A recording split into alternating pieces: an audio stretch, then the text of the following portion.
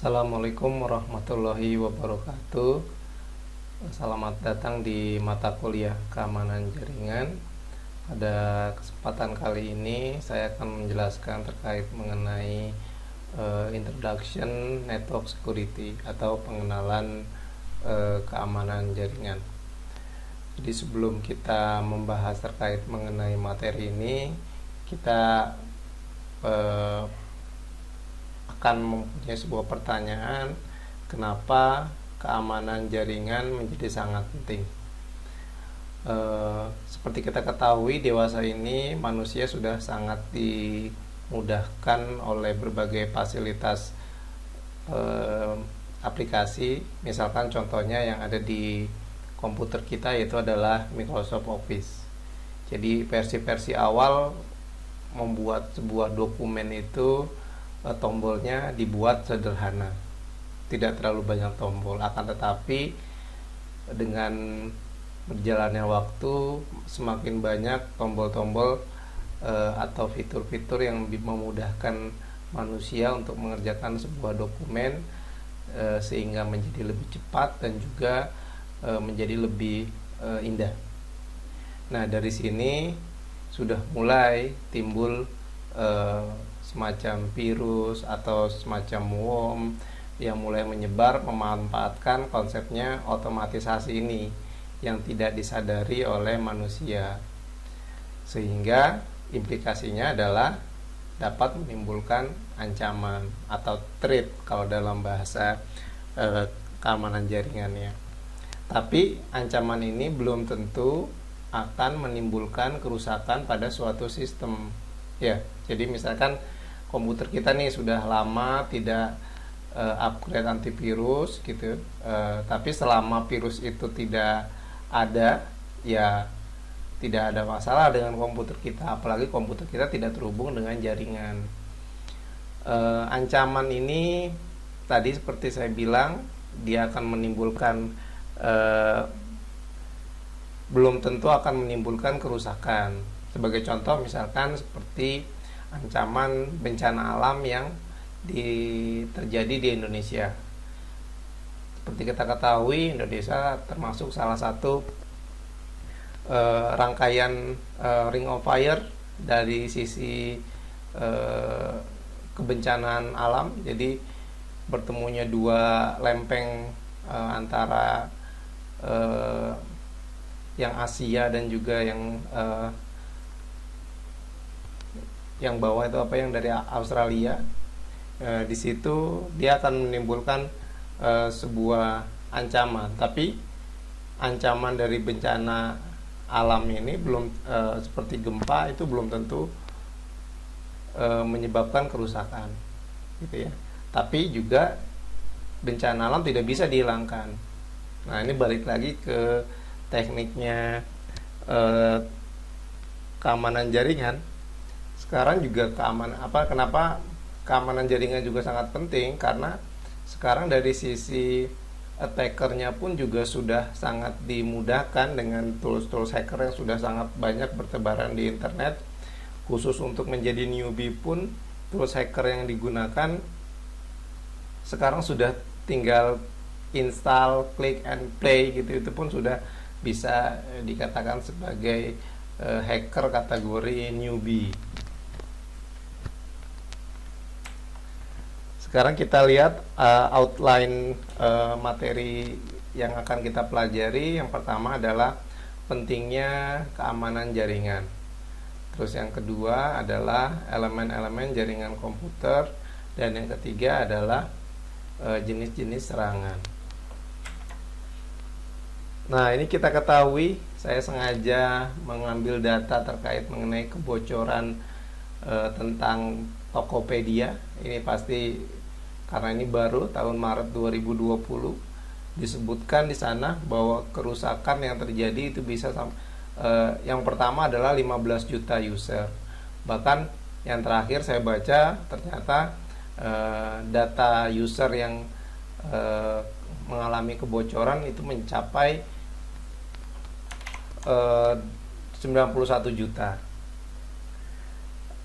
Kalau saya lihat di sini untuk username dan password sepertinya dari pihak Tokopedia sudah menyangkal kebocoran ini, dan itu masih bisa tertanggulangi, walaupun memang dari pihak Tokopedia menyarankan untuk mengganti semua passwordnya, karena password yang didapatkan tidak dalam bentuk password yang plain text ya, tapi dalam bentuk hash. Nah, hash ini ketika dia passwordnya sudah terenkripsi, hacker akan kesulitan untuk menentukan itu. Tapi di sini juga nanti ada tekniknya untuk menjebol sebuah password. Tapi ada data lain yang cukup penting yang didapatkan oleh hacker, itu seperti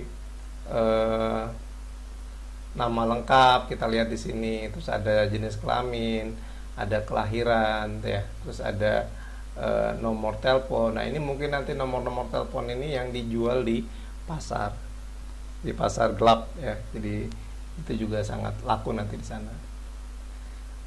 Ancaman-ancaman keamanan seperti apa saja nih yang akan terjadi di dunia jaringan? Jadi yang pertama itu adalah leakage atau kebocoran. Sebentar, saya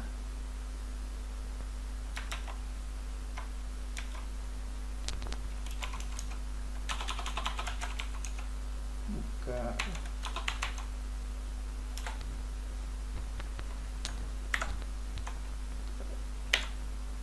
Jadi saya coba gambarkan ancaman keamanan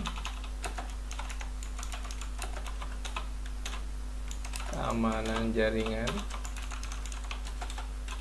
Jadi yang pertama itu adalah leakage atau kebocoran. Ini yang terjadi di Tokopedia ya. Jadi ini adalah pengambilan informasi oleh penerima yang tidak berhak ya, itu yang dilakukan. Kemudian nomor 2 itu adalah tampering. Pernah dengar istilah tampering atau pengubahan. Jadi ini adalah pengubahan informasi yang tidak legal. Jadi kalau seandainya kalian ingin mendapatkan nilai yang bagus, ya tinggal merubah informasi yang ada di Sispo saja. Kalau seandainya nilai mata kuliah kalian jelek gitu ya, dengan cara teknik ya berbagai macam teknik lah, ya, termasuk salah satunya adalah SQL injection. Kemudian yang ketiga itu adalah vandalisme. Ternyata vandalisme ini tidak hanya di dunia nyata, tapi di dunia internet pun juga ada istilah vandalisme. Vandalisme ada istilah perusakan, merupakan gangguan sistem operasi. Biasanya pelaku tidak mengharapkan keuntungan apapun. Kemudian yang keempat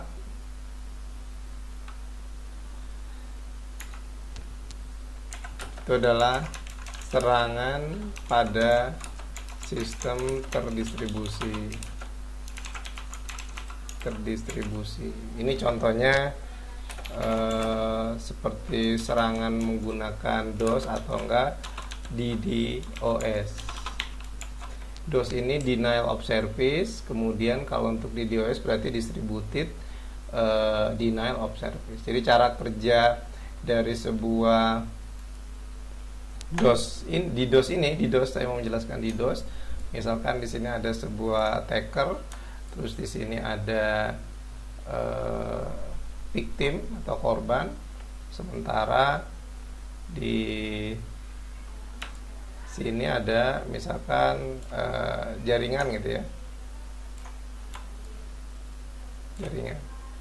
Nah, pada sistem DDoS dia tidak hanya langsung dia tidak langsung menyerang ke komputer korban, tapi dia menyerang eh, tetangganya.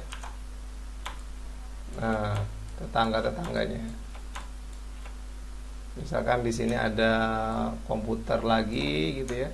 Bukan komputer server, kita hanya komputer kantor biasa, komputer kantor biasa.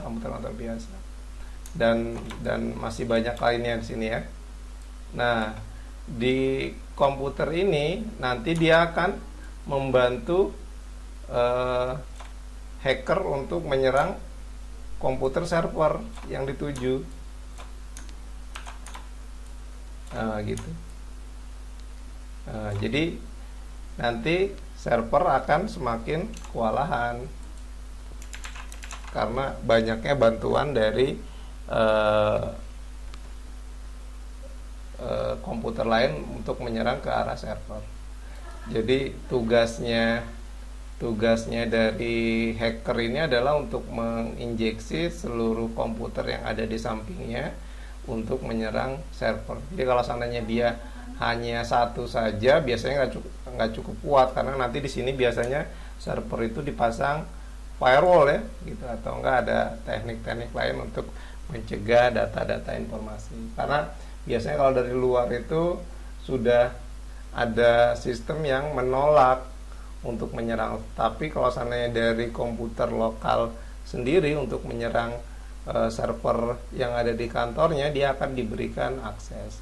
Maka serangan yang paling berbahaya itu adalah serangan yang berada di dalam internal jaringan itu sendiri gitu. Itu yang sangat berbahaya. Sehebat-hebatnya firewallnya dia di luar gitu ya, kalau seandainya ada internal menyerang ke komputer kita, itu bisa bahaya.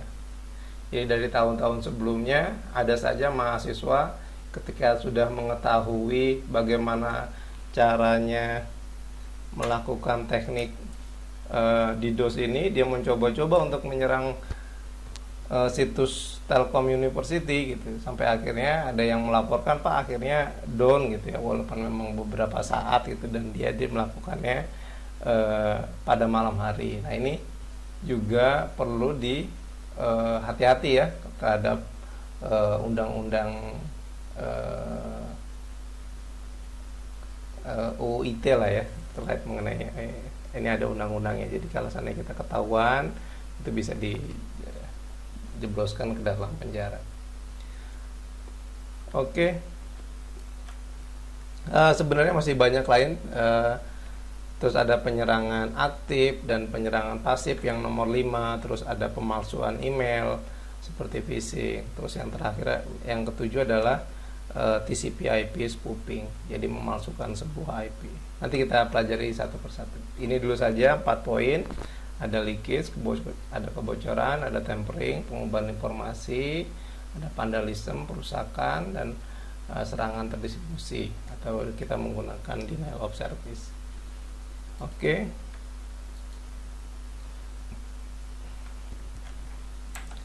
Lanjut.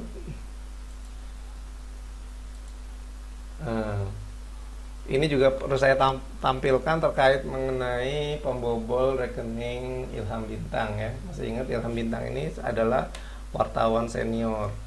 Jadi dia menggunakan KTP palsu untuk membajak sebuah SIM card. Jadi Ilham Bintang ini sebenarnya sudah diincar sama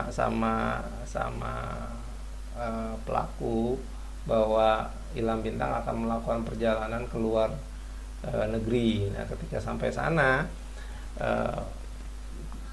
dia tahu bahwa nanti akan kesulitan karena akan roaming biasanya ya nomor teleponnya. Jadi untuk mendapatkan SMS dan lain sebagainya akan kesulitan.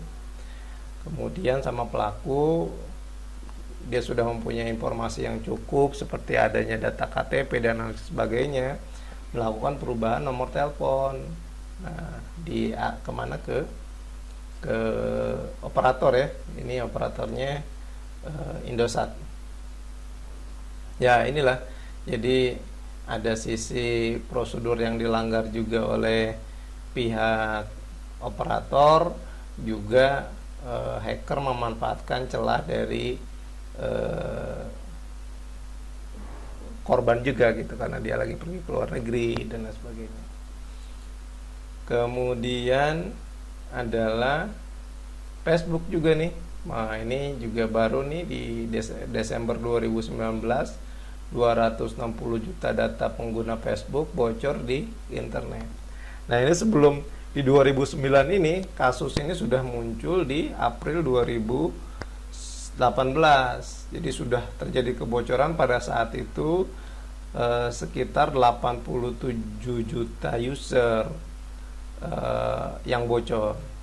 Jadi pemerintah harus turun tangan nih, karena data pribadi dari user bocor ke publik. Nah, jadi pemerintah harus turun tangan dan meminta klarifikasi dari pihak Facebook untuk melakukan audit forensik digital.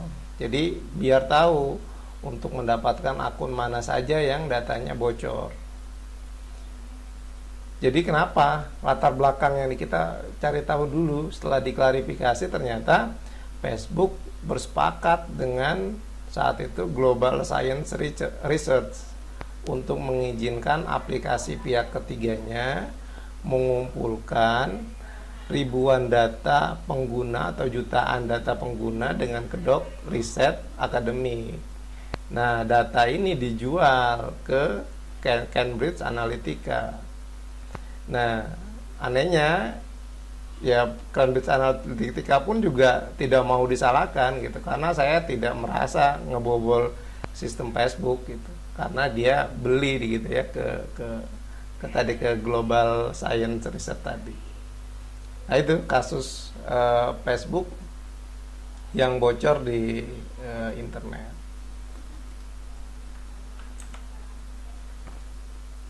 Kemudian keamanan transportasi juga ini sangat penting ya untuk melakukan keamanan jaringan di sistem keamanan informasi transportasi. Jadi dulu itu tahun 2003 terjadi kekacauan nih, ada di negara Korea Selatan ada yang disebut dengan serangan SQL Slammer. Jadi serangan ini memanfaatkan jenis worm atau cacing sehingga menyebabkan terjadinya tadi denial of service ya. Sangat bahaya sekali nih denial of service ketika tidak ada obatnya.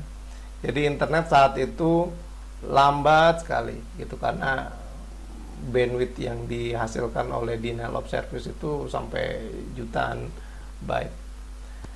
Alhasil 75.000 unit komputer dalam waktu 10 menit down. Nah, ratusan ATM juga mati, jadwal penerbangan terganggu, telepon juga mati, dan lain sebagainya. Ya, penyebabnya adalah SQL Slammer ini adalah pada saat itu produk dari Microsoft SQL Server yang masih belum terpatch. Jadi ada celah di Microsoft SQL Server itu, sehingga dari celah itu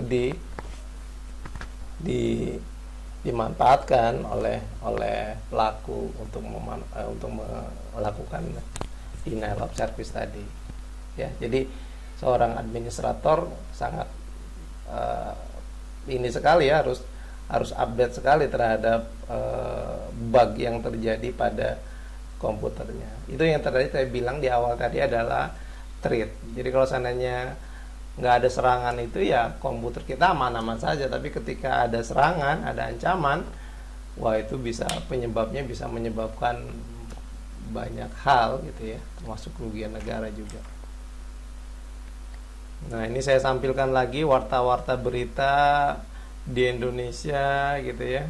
Jadi mulai dari SIM card GSM yang bisa diandalkan, adanya pembobolan bank, ada transfer fiktif, dan lain sebagainya. Nah, ini yang ATM dengan menggunakan skimmer. Jadi ketika kita masukkan ATM kita ke dalam mesinnya, maka dia nanti akan di copy datanya. Jadi nanti pas orang yang ngambil, wah semua data kita sudah ada semuanya di sana. Nah, ini tidak menggunakan skimmer, tapi dia menggunakan kamera atau CCTV yang sangat kecil. Nah, ini juga sangat bahaya. Ya, masalah-masalah mesin ATM menarik sekali gitu ya, apalagi sekarang istilah mama minta pulsa gitu ya.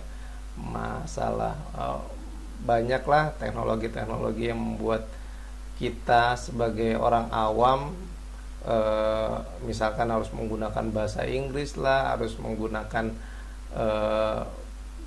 tidak di ATM saja ya, misalkan kayak telepon kayak ini kita di nonaktifkan kan bisa ya, kalau seandainya dengan persetujuan kita gitu mau ganti nomor atau apa, nomor-nomor telepon GSM kita. Nah itu jadi masih banyak permasalahan, jadi kita mau nggak mau harus belajar tentang itu semua. Nah sekarang kita perlu bahas apa itu security. Jadi security kalau di sini menurut kamus dictionary.com, freedom from risk or dangers, atau ya nyaman lah, bebas dari masalah. Terus yang kedua freedom from doubt, anxiety, or fear, atau confidence, kenyamanan. Jadi bebas dari keraguan-raguan, kecemasan atau ketakutan. Terus something that give or assure safety, sesuatu yang diberikan kenyamanan, keselamatan. Sementara kalau menurut KBBI, Kamus Besar Bahasa Indonesia, security itu adalah bebas dari bahaya atau gangguan, terlindung atau tersembunyi, tidak dapat diambil oleh orang, tentram, tidak merasa takut atau khawatir. Oke, kemudian konsep security ada 3 komponen di sini. Jadi yang pertama di sini misalkan yang paling besar adalah informasi security. Terus ada computer security, ada sistem security, ada network security. Jadi kalau di sini kita ambil misalkan computer security, ini adalah cabang dari computer science yang fokusnya pada keamanan atau menciptakan keamanan pada lingkungan yang menggunakan komputer. Sekali lagi ya, bagaimana caranya membuat komputer kita aman ya, jangan terhubung ke internet. Nah itu yang paling penting. Tapi ya jadi jangan sekali-kali seorang administrator bilang sistem jaringan web dia adalah jaringan yang paling aman. Nah itu berbahaya ya.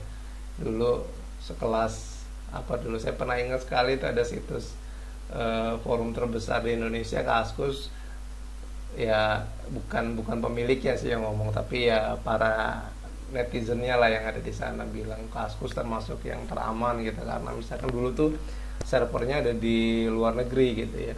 Tapi pada kenyataannya ya Kaskus pun juga ada masalah dari sisi keamanannya. Pernah ke defaced, pernah database-nya hilang. Nah, gitu. Fokusnya pada behavior user atau tingkah laku pengguna. Kemudian network security, keamanan jaringan. Jadi keamanan jaringan disebut juga keamanan jaringan komputer yang mempunyai skop lebih besar. Fokusnya tidak hanya satu objek tapi keseluruhan jaringan. Ya, jadi kalau mau ngomongin information security, computer security, sistem security, itu harus berbicara tentang jaringan. Dan ini yang terakhir adalah information security, keamanan informasi memiliki ruang lingkup yang lebih besar, meliputi keamanan komputer dan juga keamanan jaringan komputer.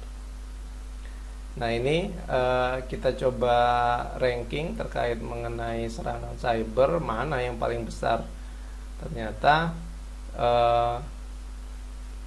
ya ini ada teknik menggunakan browser, ada teknik menggunakan brute force, ini pengambilan password, pencurian password. Terus denial of service juga 15% tinggi. Terus 14 ini ya lainnya. Terus 13 ini adalah worm, cacing, karena dia bisa menduplikasi diri juga ya, sama seperti virus. Terus 10 adalah serangan dari malware. Nanti kita belajar minggu depan itu terkait mengenai dengan malware dan lain sebagainya.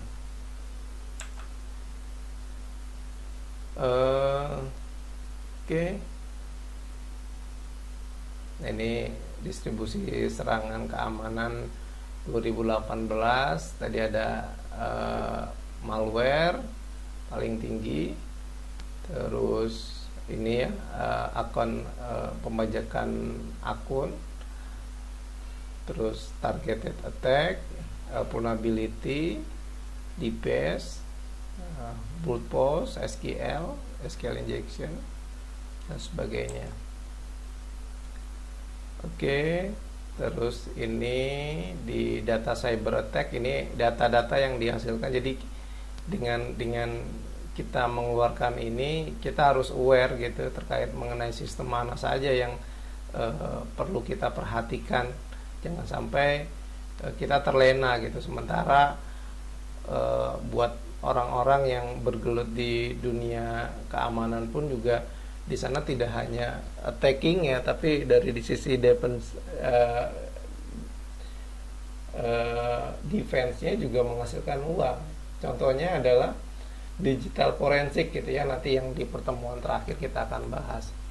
Berapa orang yang digaji untuk melakukan investigasi sebuah perkara? Oh, itu bisa besar sekali gitu. Kita bisa tahu seorang koruptor melakukan transaksi ilegal, dia tidak bisa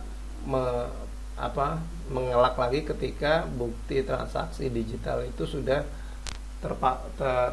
terekam dengan baik. Nah, itu yang peluang karir untuk di dunia security pun juga masih cukup baik. Apa saja potensi kerugian yang disebabkan oleh serangan keamanan? Jadi yang pertama itu adalah kerugian finansial, yang kedua adalah kehilangan kepercayaan, yang ketiga kehilangan atau pencurian datanya hilang, komputer tidak bisa digunakan, tadi kalau Anda sampai crash, tidak tersedianya sumber daya, dan juga adalah pencurian identitas. Elemen-elemen keamanan jaringan saya definisikan dulu terkait mengenai sistem ini.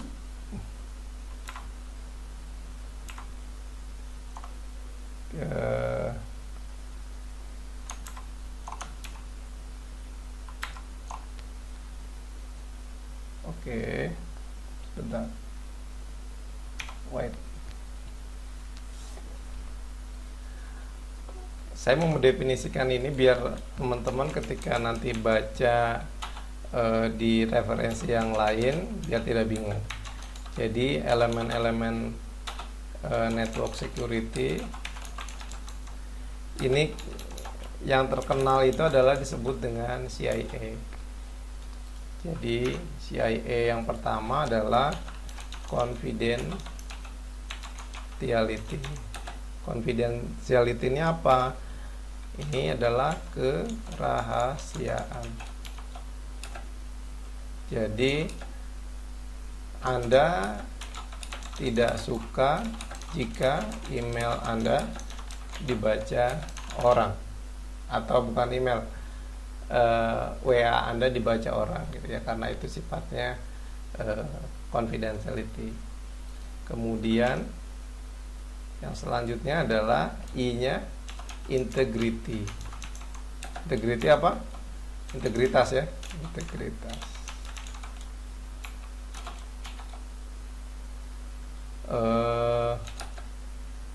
Baca email tapi datanya tidak utuh, atau telah berubah. Nah, itu namanya tidak bersifat integrity. Jadi yang pertama kan juga Anda, kerahasiaan Anda terbongkar kalau seandainya email Anda dibaca oleh orang lain. Kemudian yang A-nya adalah apa? A-nya availability. Availability atau ketersediaan. Oh, dari sisi kerahasiaan sudah bagus, dari sisi integrity sudah bagus, tapi ini adalah layanannya yang mati gitu, tokonya yang udah nggak ada. Nah, ini juga bisa berdampak terhadap ke elemen network security. Sekarang pertanyaannya adalah sistem bagaimanakah yang seharusnya dibangun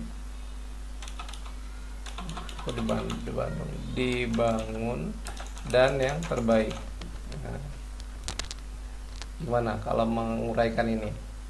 Jadi yang pertama mungkin mau keamanan tinggi, keamanan yang tinggi. Terus yang kedua adalah apalagi yang dibutuhkan? Kemudahan. Nah, kemudahan.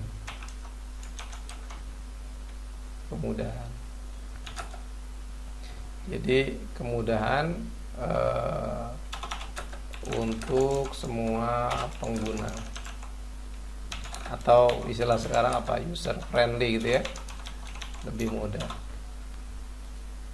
Terus yang ketiga adalah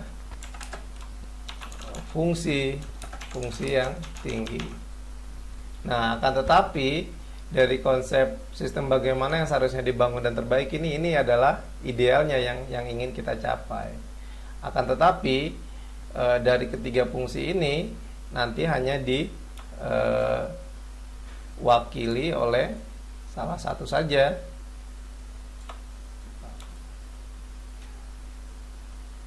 Nah, misalkan gini, ini misalkan nomor 1, ini nomor 2, ini nomor 3. Nah, ini nomor 1 adalah keamanan yang tinggi di atas. Tapi kalau mau keamanan tinggi, maka nanti akan bermasalah di sisi kemudahan pengguna atau fungsi yang tinggi gitu. Jadi nanti fungsinya pasti rendah karena keamanannya sangat tinggi. Sebaliknya, kalau user dibuat mudah, kalau seandainya mau masuk ke sini, saya nggak perlu email lah gitu ya. Saya nggak perlu ada autentikasi gitu ya, cukup baca data aja gitu. Nah, tapi sisi keamanannya yang rentan, termasuk juga fungsi. Kalau fungsinya tinggi, banyak sekali nih fitur-fitur yang saya gunakan. Ya, ini balik lagi, keamanannya rendah, ininya rendah. Nah, maka posisinya biasanya ada di tengah sini nih. Nah, gitu sebagai posisinya.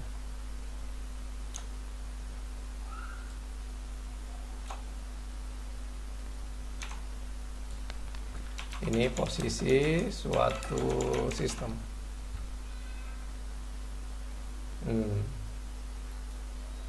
Jadi kalau kata orang, memang semakin mengenal korban,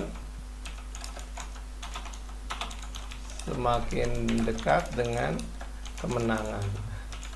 Jadi kalau seandainya ada sahabat terbaik, tahu siapa pacarnya, siapa nomor teleponnya berapa, tanggal lahirnya berapa, biasanya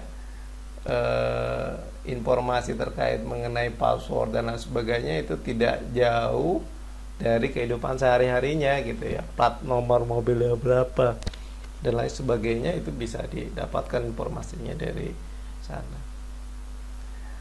Kayak tadi ya, misalkan baik lagi ke sistem bagaimana yang dibangun sistem keamanan ini.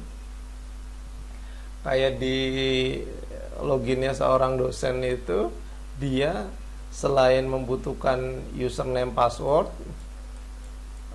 dia juga harus membutuhkan sebuah token ya. Jadi tokennya apakah dia menggunakan autentikator, menggunakan WA, atau menggunakan SMS. Jadi ini adalah menggunakan autentikator yang pertama. Nah ini jadi kalau saya masuk ke dalam sebuah sistem migrasi IaaS, ini yang setiap kali ini adalah ini yang perlu saya masukkan. Jadi cukup mengalami dari sisi keamanan merasa keganggu gitu, aduh terlalu banyak verifikasinya. Ya tapi mau nggak mau, kalau seandainya ada seorang mahasiswa masuk ke akun dosen, ya dia enak, nggak perlu kuliah, cukup di rumah saja gitu ya, nanti presensinya langsung otomatis 100% gitu. Nah itu yang dijaga-jaga oleh admin dari siswa kita ya, agar terbaik keamanan di sisi kita.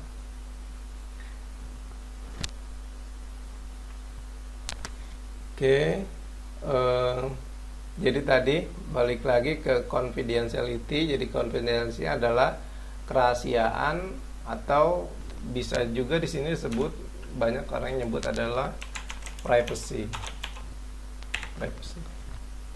Jadi menjaga informasi, kalau dari definisinya tadi, menjaga informasi dari orang yang tidak berhak mengakses karena sifatnya adalah rahasia. Sementara kalau integrity atau integritas, informasi tidak boleh diubah tanpa seizin pemilik informasi atau pihak yang berwenang. Sementara availability, informasi yang tersedia untuk pihak yang memiliki wewenang ketika dibutuhkan. Nah, selebihnya dari ketiga konsep ini timbul lagi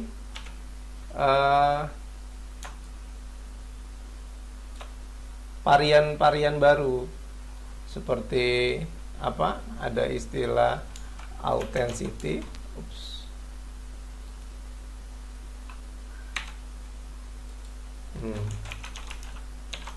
Authenticity gitu ya. Authenticity. Terus ada non repudiation. Ada accountability. Nah ini varian baru. Jadi kalau authenticity itu adalah identifikasi dan validasi terhadap user serta jaminannya memang benar itu dari informasi asal. Jadi jangan-jangan informasi ini dari ada man in the middle gitu, ada orang di tengahnya yang mengirimkan informasi. Terus authenticity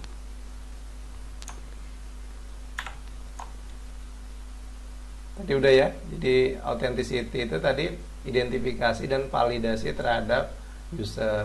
Sementara non repudiation ini adalah menjaga seseorang tidak dapat menyangkal telah melakukan sebuah transaksi informasi.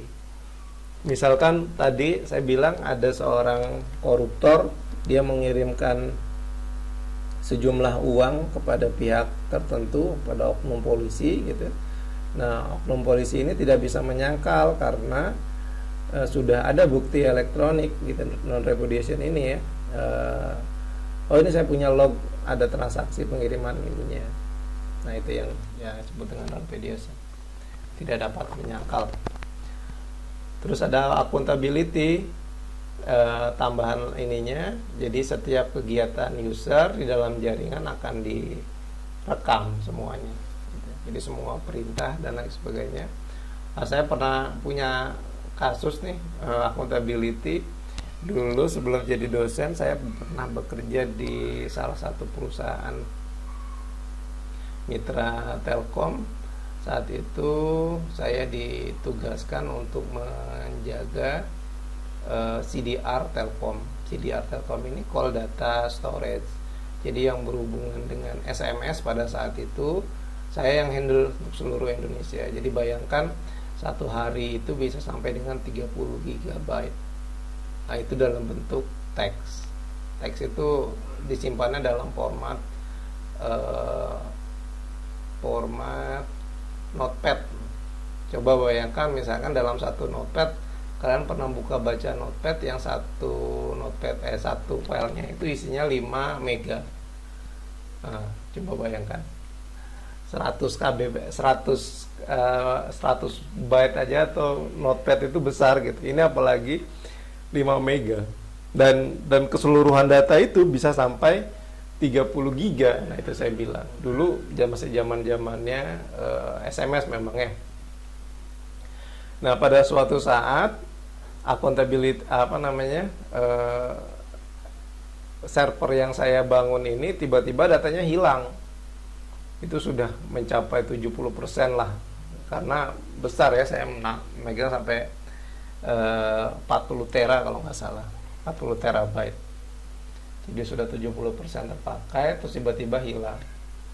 Saya saat itu menunjukkan tadi accountability ini pada jam sekian dan pada jam sekian. Kenapa datanya hilang itu? Karena kalau saya tidak bisa menjelaskan dengan baik, ya saya termasuk yang bisa menghilangkan data negara gitu. Karena kepentingan ini juga dipakai oleh pihak kepolisian sama pihak KPK biasanya untuk mengusut kasus-kasus teroris, kasus-kasus tadi ya pengiriman transaksi keuangan. Biasanya dulu masih menggunakan SMS juga. Ya bahkan dulu karena masih zamannya SMS, belum ada WA, orang-orang mengirimkan pulsa itu masih menggunakan yang di ini ya, kalian merasakan nggak?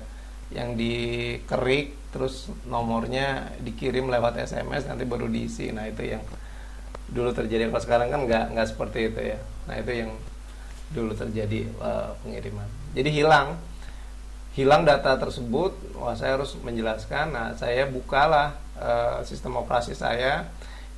Saya jelaskan di sini adalah letak di mana seorang administrator atau pihak dari luar akan terbaca melakukan eksekusi. Saya bilang log saya bersih. Jadi pada saat kejadian pada hari itu jam segitu nggak ada yang masuk ke komputer saya gitu, termasuk saya sendiri gitu. Saya menyampaikan itu ke pihak Telkomnya. Oke, karena saya bersih, saya aman gitu. nggak jadi di penjara. Tapi akhirnya ketahuan juga, karena setelah itu pihak Telkom mengecek ke lokasi dan ternyata benar ada seseorang yang datang ke sana, kemudian ya udah tidak dapat menyangkal karena tadi accountability. Ya orang tersebut sebenarnya tidak sengaja gitu, karena orang tersebut juga melakukan maintenance, cuman melakukan maintenance tanpa seizin dari pemilik ininya gitu. Pemilik harusnya kan seperti itu kan koordinasi dengan beberapa orang ya, dia melakukan eksekusi aja. Teknisnya nanti kita bahas ketika ada kesempatan. Ya, tadi yang utama elemen keamanan jaringan itu adalah confidentiality, integrity, dan availability. Kemudian ada tambahan seperti authenticity, ada dan non repudiation. Sebenarnya ada lagi seperti access control. Nah, itu adalah sebuah metode untuk mentransmisikan sinyal yang dimiliki oleh node-node yang terhubung ke jaringan tanpa terjadi konflik atau hak akses. Jadi bisa sampai 7 ya. Kalau di sini kan 1, 2, 3, 4 sampai 5. Jadi yang pertama saya ulang lagi, confidentiality, integrity, availability, non repudiation, ada authentication yang mungkin ini authenticity, terus ada access control, terus yang tadi dikasih penjelasan itu adalah accountability. Jadi accountability adalah yang tidak bisa menyangkal lagi tadi ya. Oke. Terus hubungan elemen keamanan, informasi sistem security. Jadi mulai dari lapis paling bawah, lapis level 0 ini keamanan fisik, terus level 1 keamanan komputer, level 2 keamanan jaringan, level 3 keamanan informasi, dan level 4 adalah keamanan keseluruhan. Jadi dibuat dalam bentuk piramida segitiga.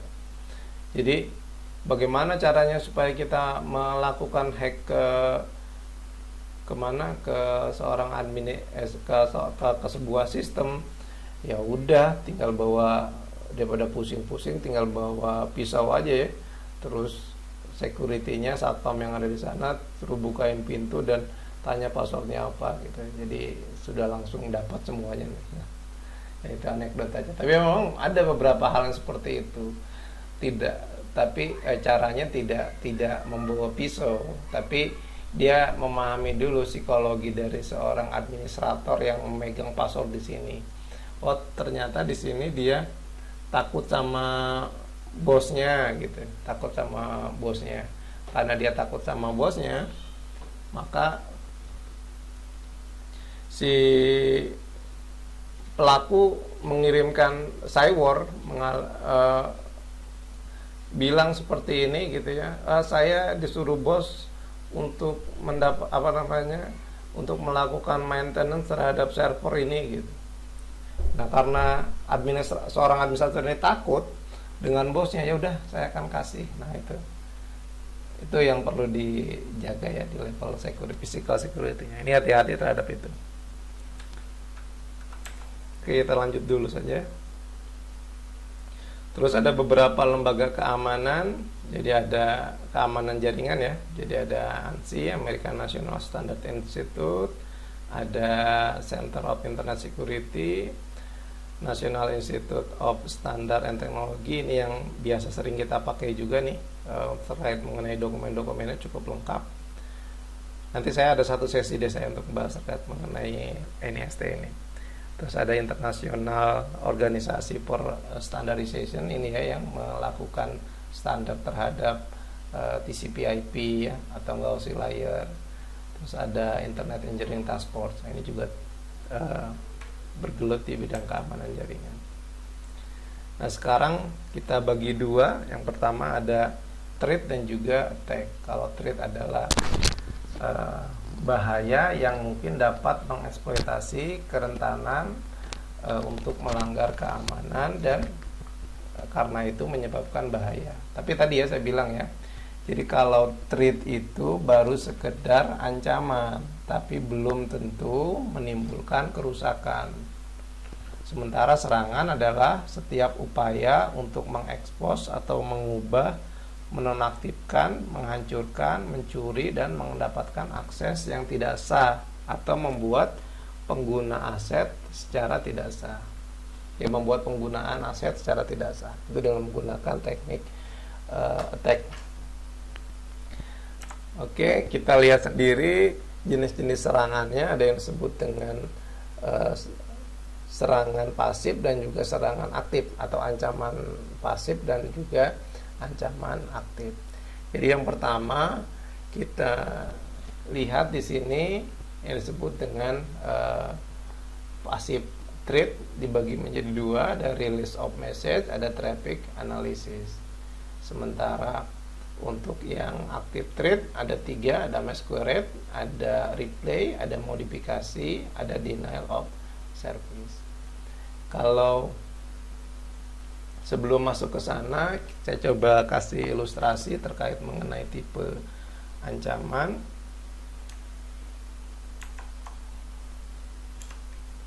Tipe ancaman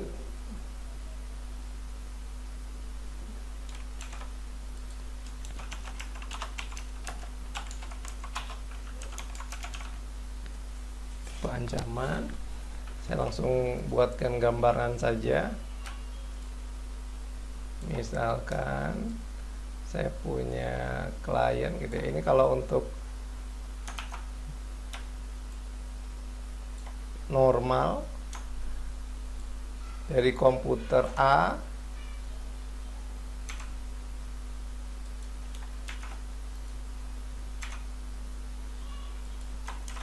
ingin mengirimkan informasi ke komputer B.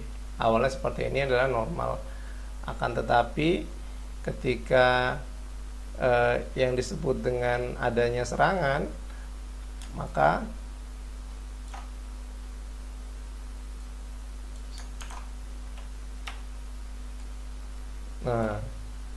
jadi kalau seandainya tiba-tiba di sini ada seseorang yang mengambil informasi tersebut, katakanlah ini C,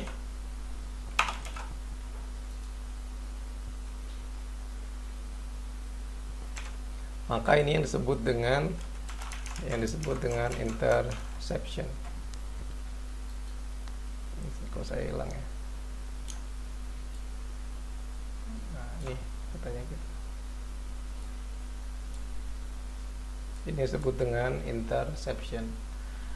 Tipe yang pertama disebut dengan interception. Ada lagi tipe selanjutnya, misalkan saya punya komputer A, komputer B, ingin mengirimkan sebuah informasi tapi diganggu di sini. Nah, ini disebut dengan interruption. Diblok. Kemudian ada lagi teknik selanjutnya, saya punya komputer A, saya punya komputer B. Dia mengirimkan informasi tapi dimodifikasi dulu di sini. Nah, dari sini dia masuk ke sini, tapi dari sini, dari komputer C, dia lakukan pengubahan data informasinya. Nah, ini yang disebut dengan modification.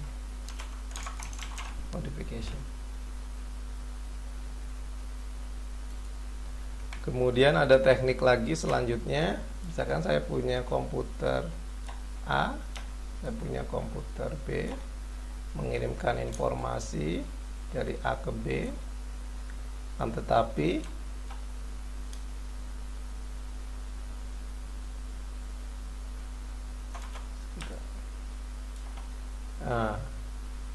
ini di tapping juga informasinya, dan ini nanti akan mengirimkan informasi ke arah di komputer A ingin mengirimkan informasi ke komputer C, komputer C mengirimkan informasi ke komputer C. Jadi contoh misalkan untuk kasus ini kita sebut dengan replay. Jadi komputer A misalkan ingin mendapatkan sebuah barang sebanyak 100 pieces gitu ya ke komputer B. Tetapi karena komputer C sudah tahu ada permintaan 100 barang, maka untuk selanjutnya komputer C ingin mengirimkan barang sebanyak 1000 barang. Nah, komputer B dia tahu bahwa ini kok ada permintaan lagi, ya udahlah kita kirimkan lagi gitu. Nah, itu yang disebut dengan replay.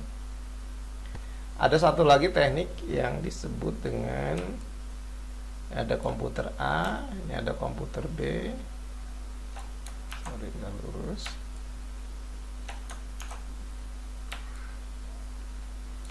Komputer A, komputer B, kemudian sini ada komputer C. Tapi komputer C,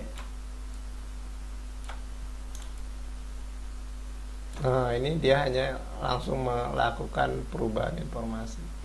Ini yang disebut dengan fabrication atau modifikasi, pengubahan.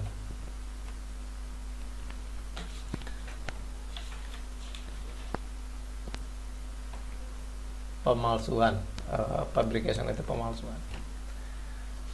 Jadi saya ulang lagi, tipe-tipe ancaman yang terjadi disebut dengan interruption adalah suatu aset dari suatu sistem diserang sehingga menjadi tidak tersedia atau tidak dapat dipakai oleh pihak yang berwenang. Kemudian contohnya adalah perusakan atau modifikasi terhadap perangkat keras.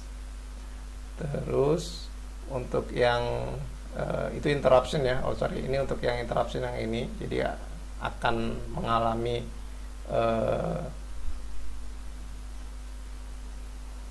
jadi sistem tidak dapat dipakai lagi. Jadi ketika ada pengiriman informasi, data ini diblok oleh pihak ketiga ini.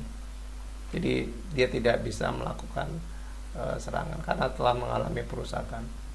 Terus sebut dengan interception adalah suatu pihak yang tidak berwenang mendapatkan akses pada suatu aset. Pihak yang dimaksud bisa berupa orang, program, atau sistem yang lain. Contohnya adalah penyadapan terhadap data dalam suatu jaringan. Kemudian ada modifikasi. Jadi modifikasi, suatu pihak yang tidak berwenang dapat melakukan perubahan terhadap suatu aset. Contohnya adalah perubahan nilai pada file data. Jadi dirubah sama dia. Yang harusnya nilainya C di mata kuliah itu, tapi dirubah sama dia menjadi nilainya A. Kalau terus fabrication, suatu pihak yang tidak berwenang menyisipkan objek palsu ke dalam sebuah sistem. Ya, contohnya adalah pengiriman pesan palsu kepada orang lain. Nah, termasuk pekerjaan saya di kemarin di yang tadi saya bilang di Mitra Telkom itu, karena saya di CDR Storage, tugas saya salah satunya adalah selain menyimpan message juga memantau traffic message yang lewat dari komputer A ke komputer dari pelanggan A, memastikan SMS-nya sampai ke pelanggan B gitu. Nah, saya tugasnya adalah mengawasi. Tetapi karena saya bisa membuat itu, saya bisa saja mengirimkan informasi dari atas nama A gitu ya, padahal saya yang ngirim, tujuannya ke komputer B. Jadi termasuk pada saat itu tugas saya adalah mengawasi itu. Jadi kalau malam-malam jam 2, jam 3 malam gitu ya, karena jenuh, ya yang membuat saya ketawa tuh ya itu membaca SMS orang lain. Ya itu termasuk tindakan ini sih, tindakan ilegal. Tapi ya tidak disebarluaskan. Jadi ya itu kelakuan orang-orang Indonesia itu sudah mulai berubah kalau jam 11 malam ke atas gitu ya. Bahasa-bahasa vulgar, bahasa-bahasa itu udah mulai muncul di sana. Oke, nanti kita bahas lagi. Kita lanjutkan saja. Ya ini saya hanya ini saja ya, ringkas. Jadi serangan pasif sifatnya menguping atau eavesdropping atau pemantauan transmisi. Tujuannya untuk mendapatkan informasi yang sedang dikirim. Ada dua jenis serangan, ada release message of content, mendapatkan informasi dari suatu pesan. Yang kedua adalah analisis traffic. Jadi kalau release of content ini adalah misalkan ada orang melakukan percakapan telepon tapi kita sadap gitu, nah itu informasinya bisa ketahuan langsung. Sementara untuk analisis traffic biasanya sifatnya sudah dienkripsi sama dari, kalau contoh di sini adalah Bob dan Alice, dia sudah dienkripsi datanya. Tugas dari pelaku ini adalah bagaimana melakukan dekripsi terhadap informasi yang dia sadap gitu. Ini disebut dengan salah satu tugas dari analisa traffic. Serangan aktif. Nah, serangan aktif melibatkan beberapa modifikasi aliran data atau pembuatan aliran palsu. Jadi serangan aktif dapat dibagi menjadi 4. Tadi sudah saya bilang, ada menyamar, ada replay, ada modifikasi, dan di sini disebut dengan denial of service. Sama ya, jadi kalau masquerade itu dia berpura-pura menjadi entitas lain yang berbeda. Serangan masquerade biasanya meliputi salah satu bentuk dari serangan aktif. Jadi dia seolah-olah berpura-pura menjadi Bob. Kemudian ada replay, yaitu melibatkan penangkapan data secara pasif. Kemudian selanjutnya melakukan transmisi ulang untuk melakukan efek yang tidak sah. Memodifikasi pesan dari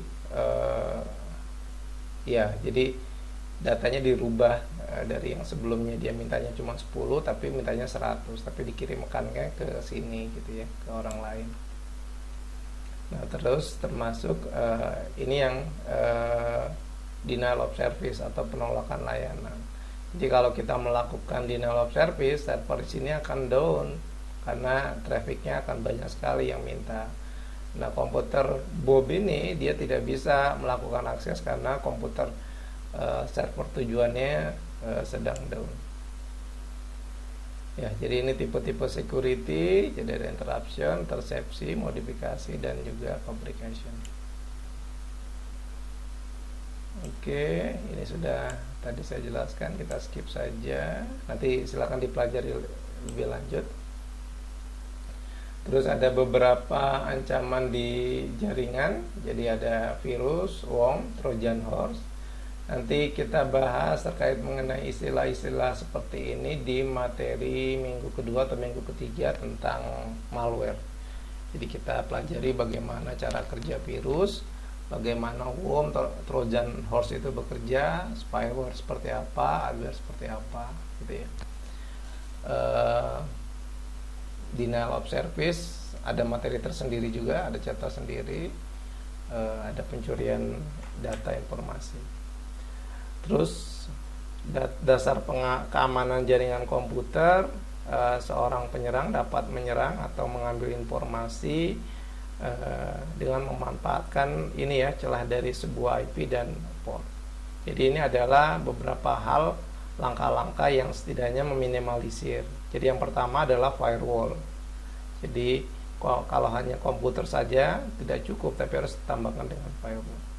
Ada NAT, Network Address Translation. Jadi sebaiknya kita menggunakan alamat lokal untuk terhubung ke dunia luar. Terus ada istilahnya proxy server. Nah, proxy server pun juga digunakan untuk menghemat bandwidth di lingkungan internal. Karena biasanya proxy server ini biasanya ada buffering informasi data. Contoh, kalau seandainya ada seseorang yang sudah membuka situs berita, maka orang kedua yang ingin mengakses itu berita tersebut tidak langsung ke arah internet, tapi dia mengecek dulu cache yang ada di sisi server. Dan terakhir adalah VPN, Virtual Private Network. Jadi ini adalah sebuah jaringan antara bisa client to client, bisa link to link gitu ya, lewat antara penyelenggara ISP dengan kantor kita. Oke, mungkin itu saja untuk penjelasan di keamanan jaringan di chapter pertama ini. Nanti saya akan berikan tugas gampang sekali. Yang pertama adalah jelaskan istilah keamanan jaringan. Ada eavesdropping, apa itu, terus ada istilah phishing, ada ping update, ada tailgating, dan ada zero day. Tolong dijelaskan. Kemudian tugas kedua, ini yang coba dipastikan minggu depan kita sudah ready, karena biasanya perkuliahan saya identik dengan interaktif praktek gitu ya, walaupun nanti ada tim asisten yang membantu, tapi biasanya saya sendiri yang turun tangan. Jadi pastikan di laptop sudah terinstall aplikasi virtual machine, boleh VMware atau VirtualBox, dan lakukan instalasi sistem operasi, boleh Kali Linux atau Ubuntu. Dan yang kedua, pastikan konektivitas jaringannya sudah terbangun antara satu host dengan host yang lain. Jadi misalkan komputer kita Mac gitu ya, terus dihubungkan dengan virtual mesinnya sudah saling terhubung gitu ya, dengan melakukan ping. Jadi minggu depan pertemuan selanjutnya kita akan coba praktek. Sebelumnya mungkin saya akan kenalkan dulu terkait mengenai dasar-dasar penggunaan sistem operasi, termasuk ketika kita berbicara mengenai pengantar keamanan jaringan komputer itu, kita akan bahas sedikit terkait mengenai keamanan eh, dasar dari struktur jaringan itu sendiri. Jadi nanti apakah itu firewall, apakah itu switch, apa itu router, besok kita bahas sedikit ya. Termasuk di dalamnya ada IP addressing. Oke, mungkin itu saja untuk pertemuan kita kali ini. Saya ucapkan terima kasih atas perhatiannya. Assalamualaikum warahmatullahi wabarakatuh.